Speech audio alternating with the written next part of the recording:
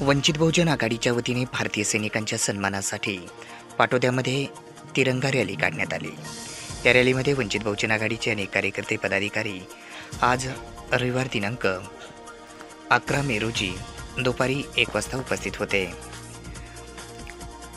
Operation सिंदूर या उपक्रमांतर्गत भारताच्या एकतेचा संदेश देण्यासाठी आणि देशातील सैनिकांच्या सन्मानार्थ वंचित बहुजन आघाडीचे सर्वेसर्वा बाळासाहेब आंबेडकर यांच्या मार्गदर्शनाखाली वंचित बहुजन आघाडीच्या वतीने पाटोदा येथे भव्य तिरंगा रॅलीचे आयोजन करण्यात आलं होतं।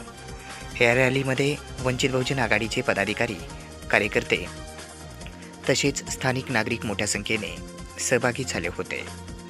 तिरंगा रॅलीच्या माध्यमातून देशभक्तीची भावना जागवण्याबरोबरच शहीद जवानांना अभिवादन करण्यात आले। देशासाठी जीव गमावणाऱ्या सैनिकांच्या बलिदानाचे स्मरण ठेवत नागरिकांनी एकतेचा आणि संविधानाच्या मूल्यांचा जागर केला। रॅली दरम्यान परिसर भारत माता की जय, जय जवान जय संविधान अशा घोषणांनी दुमदुमला होता। तिरंगा हातात घेतलेले अनेक कार्यकर्ते पदाधिकारी ही देशप्रेमाची जिवंत साक्ष आहे।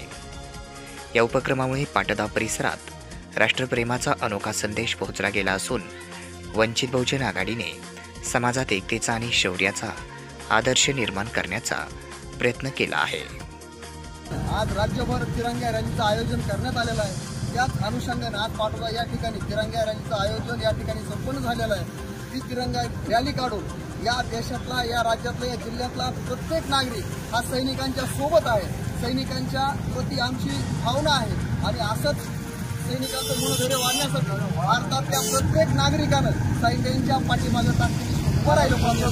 सैनिकांचं मनोधैर्य वाढलं पाहिजे। आपल्या सैनिकांचं मनोधैर्य वाढलं, देशावर जर सैनिक लढत असेल तर त्या सैनिकाला आपण इकडनं पाठबळ दिलं पाहिजे। असं या अनुषंगाने आज तिरंगा रॅलीचं आयोजन करण्यात आलं होतं आणि या तिरंगा रॅलीची सांगता आम्ही या ठिकाणी राष्ट्रगीताने करणार आहोत। सर्व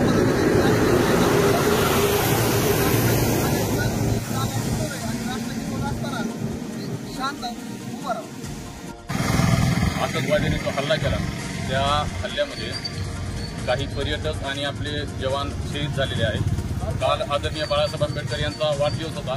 आदरणीय बाळासाहेब आंबेडकर यांच्या आदेशानुसार काल त्या शहीद म्हणजे आपले जे भारतीय जवान आहेत, जे शहीद झालेले आहेत, त्यांच्या स्मरणार्थ काल बीडमध्ये रक्तदान शिबिराचं आयोजन करण्यात आलं आणि आज या ठिकाणी या तिरंगा रॅलीचं आयोजन करण्यात आलेलं आहे।